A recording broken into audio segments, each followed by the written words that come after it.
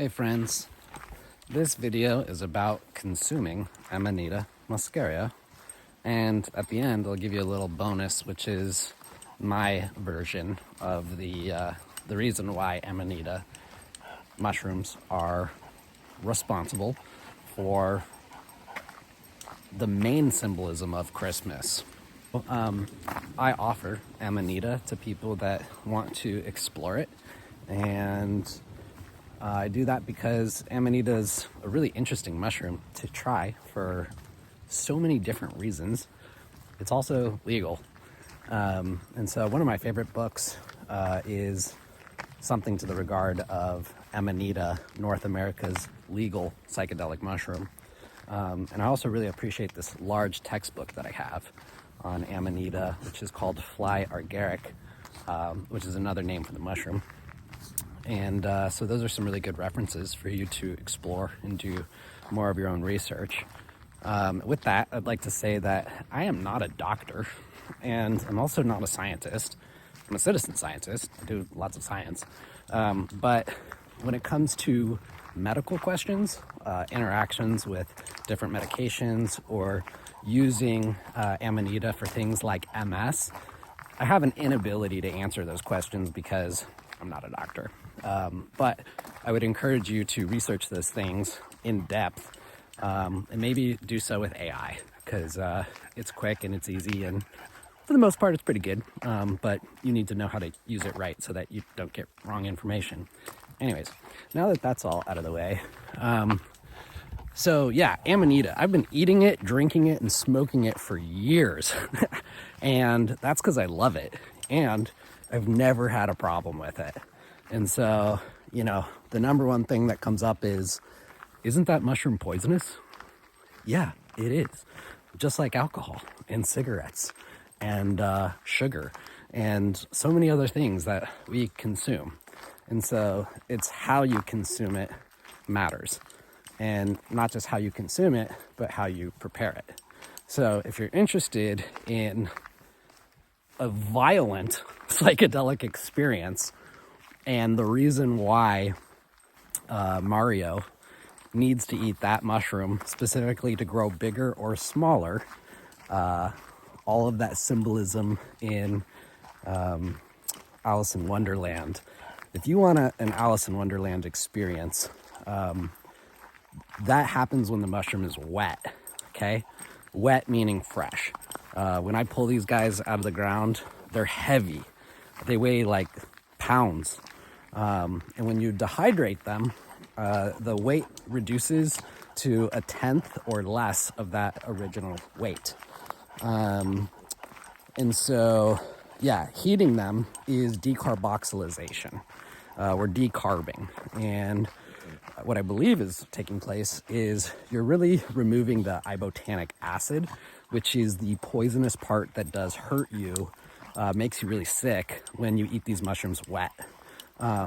I still have yet to do that, and I'm okay getting sick for the purposes of psychedelic medicines. It's pretty common when I do ayahuasca, peyote, wachuma, other things, right? So I just haven't tried that yet, so I don't have that experience.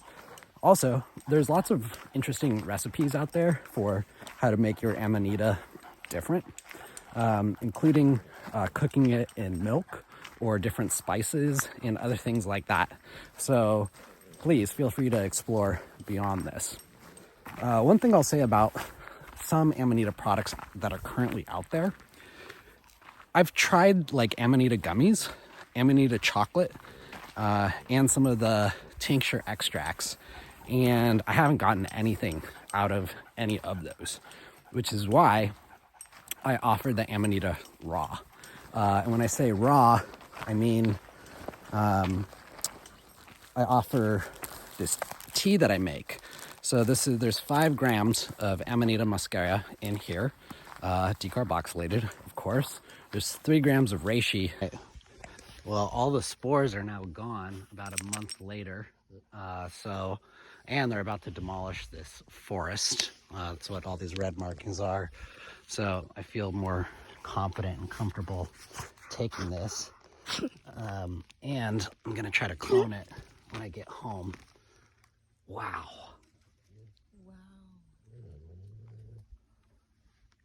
Look at that.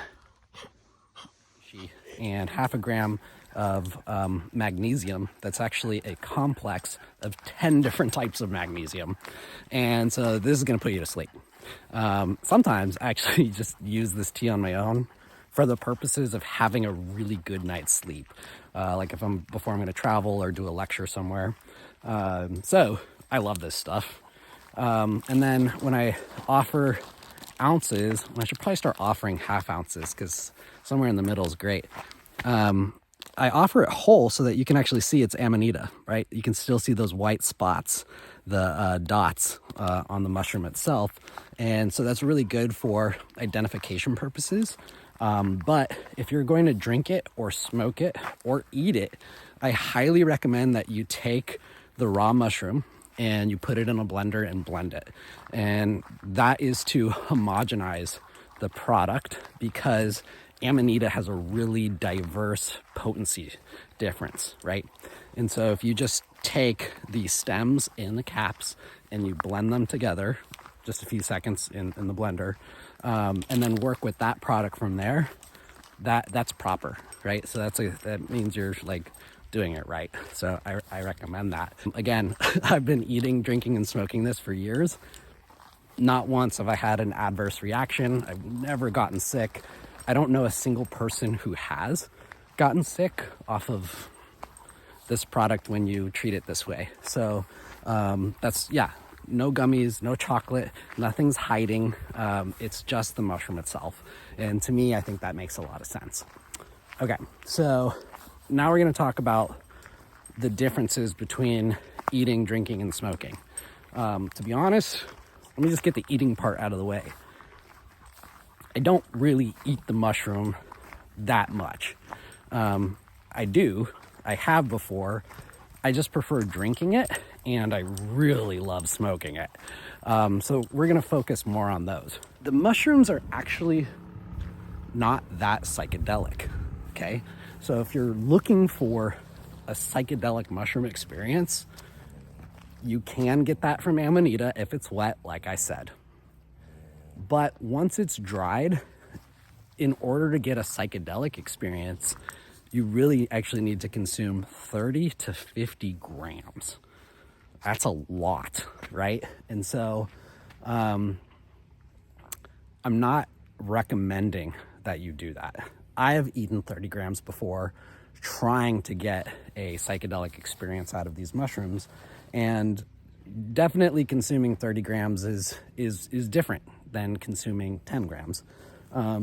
But still, I have yet to have a really extreme psychedelic experience. And so the psychedelic experience that you do get from decarboxylated Amanita is really light and gentle. And that is meaningful if you're trying to do real esoteric work. So if you're working on yourself, your mind, your soul, or magic, you need your head screwed on straight. And so that's also why I prefer cactus medicine over things like psilocybin mushrooms or LSD, because mescaline gives you that opportunity to be in a profoundly psychedelic state while being yourself the entire time, totally conscious. You know exactly what's going on. It's like on mushrooms, sometimes I can't even tie my own shoes. Yeah, so the tea is designed specifically for psychedelic dream work. And how you go about this matters. The more you put into it, the more you're gonna get out of it. What does that mean? That means that the people who take this stuff seriously are gonna have way more profound experiences than people that are just kind of messing around. And so what does it mean to take this seriously? It means actually not pouring yourself a cup of tea the day that you get this. It means really meditating first on what you're trying to get out of it.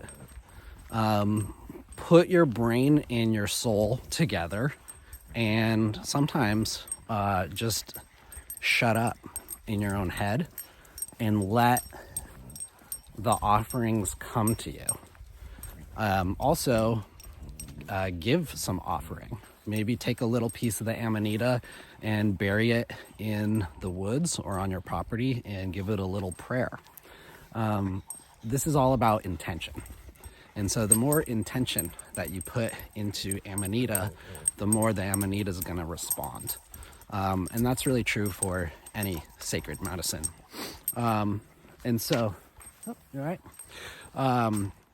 So maybe what you want to do is put some intention and some prayer into your dream work, maybe for a few days, maybe even 4 days. And during that time period that you're putting in your intention, you're consciously not consuming alcohol. You're preparing your body for a unique experience, right? And so how you do this is you just boil some water, put some honey in there with your tea. You want to steep it for about 10 or 15 minutes, and then you want to drink a full cup, and then also put more hot water in there and squeeze out a little bit more of that liquid. I actually press the soaking wet tea bag and really kind of milk it to get a lot of the medicine out. And then I prepare myself for sleep, but specifically this type of sleep. And so no TV, no social media, no news. What you're going to be doing is yoga, breath work, meditation, prayer, intention. You're preparing yourself for a profound experience. And let's be clear, the experience we're talking about is the dreams that you're going to have. And the Amanita is going to help you have dreams that are a little different, a little more profound, and more about who you are as a person in this world. It's kind of said that this mushroom is a problem solver, right? So what types of problems do you have in this world? And what would it mean for you to see those problems from a psychedelic third person's perspective? What if you were looking down at yourself and seeing what these issues or problems are? Maybe you'll have an opportunity to see what's missing or what doesn't make sense. And maybe you can make sense of it. Your career, your love life, your house, your garden, all of these things. And so to have this profound understanding of who you are as a person and how you relate to this world and what you're doing here, how you're contributing, that's what I get out of the tea when I do it and when I do it right. You have got to wake yourself up in the middle of your dream, or else you're not going to catch it, right? And you can't go looking around your house for your journal. You have to journal.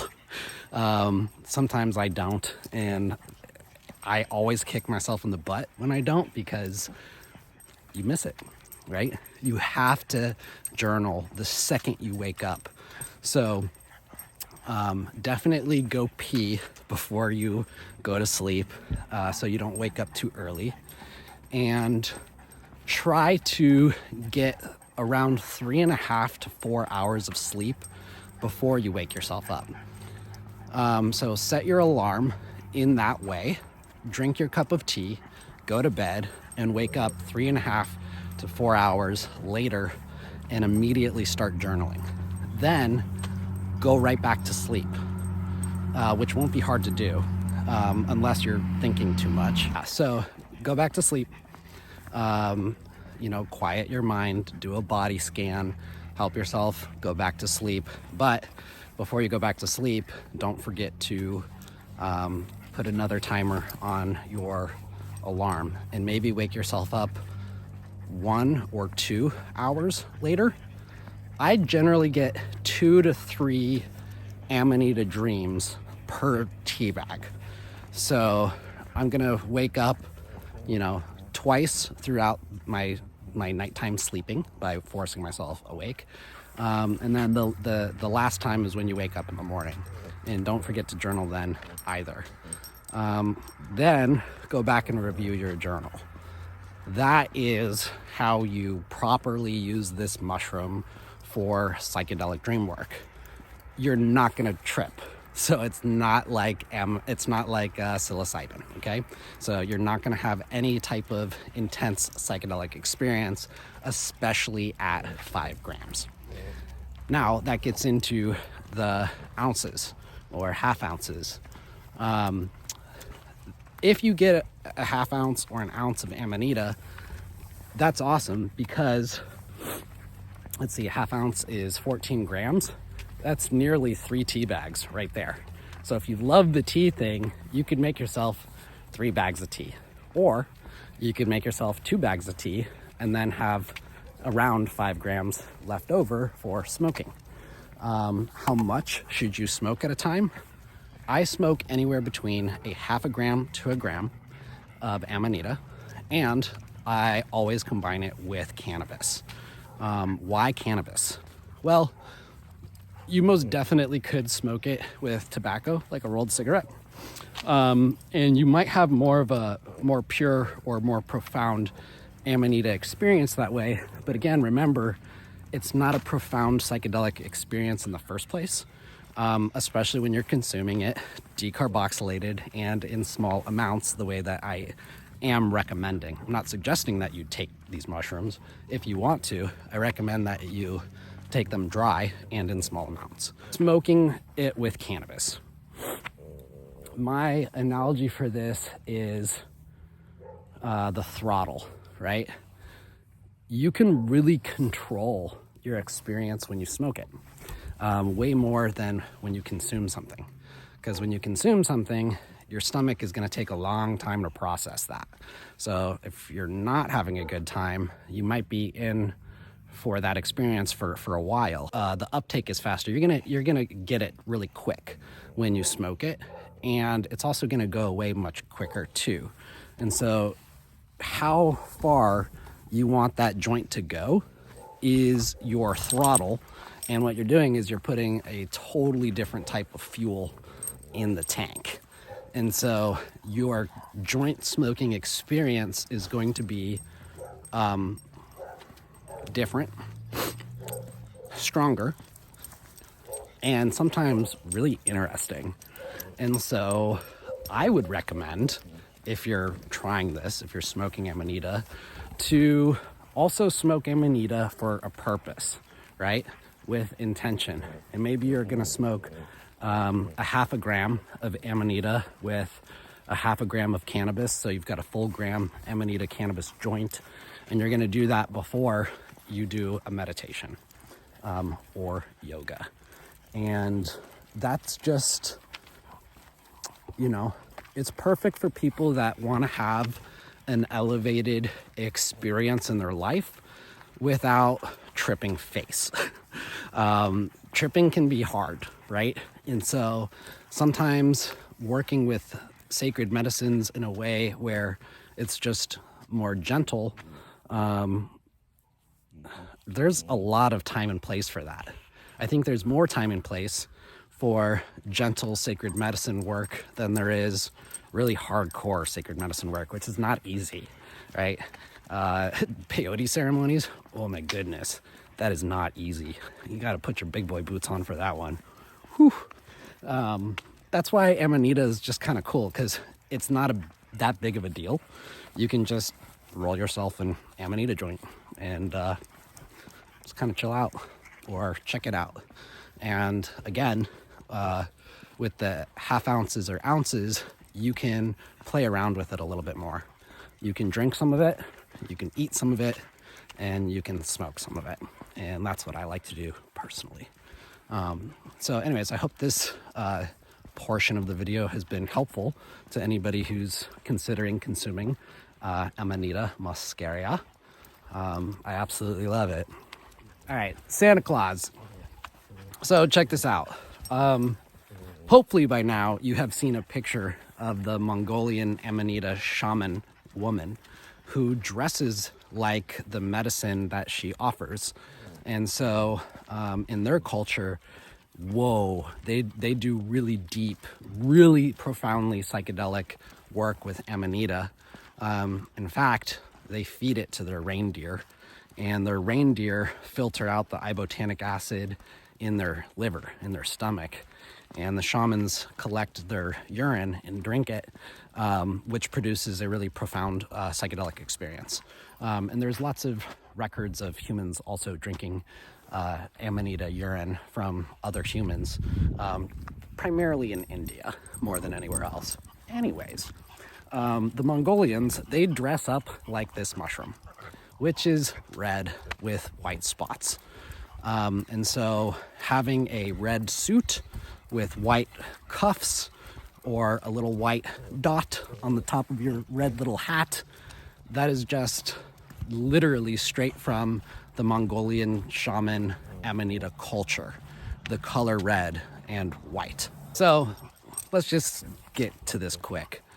In Mongolia, where they do celebrate the solstice and have pagan-esque traditions, in Mongolia, the winters are very rough. It snows a lot, and the snow doesn't go away. It accumulates. Mongolian people are nomadic, so they travel with their homes, which are yurts, similar to teepees. And the snow mass where they live is so intense, it actually buries their home. And thus, it buries you inside the house. Imagine spending a dark, freezing cold winter with your entire family, including your extended family, in the same living room for 6 months. No privacy. Anyways, the snow is so intense that the older folks and the younger folks physically cannot dig themselves out on a daily basis, which is kind of why they're locked into their yurts underneath the snow for the entire winter. This is why they bring a tree inside their house, so that they don't. It's one element of trying to limit going insane, is having some greenery inside your house, a piece of nature. It's kind of a grounding force. There's many other sacred reasons why they bring a tree in, but the whole purpose of a Christmas tree, right, is a part of this tradition as well. And the amanitas themselves grow underneath pine trees because they have to grow off of the root tips in a symbiosis relationship with the Amanita mushroom, which is why you cannot cultivate them indoors. You have to have this whole natural symbiotic thing going down for them to exist. But presents under the trees, those presents are Amanita itself. And even the ornaments that you hang on the trees are also Amanita. So in Mongolia, when they pick their presents out from underneath the tree, they string them up and hang them on and around the tree to dry out. And so those are your presents and your ornaments. And so the boys who are strong enough to dig themselves out of their snowmass yurts are responsible for taking care of the whole community. And so they have to remove all of the urine and fecal matter from all of the family members in each and every yurt every single day. And they're not getting in through the front door. So this is where the chimney part comes in. Yeah, and they're not just taking things up and out of the chimney, they're giving food and medicine and sacred medicine presents down the chimney. That's why there's the chimney aspect. Then it even gets crazier. Talk about reindeer in a sleigh. How are these guys moving around from yurt to yurt? Well, the Mongolian people raise reindeer. They feed reindeer Amanita. And so you are in a yurt below the snow, and some guy is in a sled being pulled by reindeer essentially flying through the sky. I don't know if there's much more to say than that. Reindeer, sled, red, white, presents down a chimney. Literally, Christmas is... There would not be Christmas if there was not the Amanita Muscaria mushroom. How about that? Old Saint Nick, yeah, take a hike, dude. Try to explain how an old saint somehow, some way, has something to do with Santa Claus more than what I just told you. Good luck.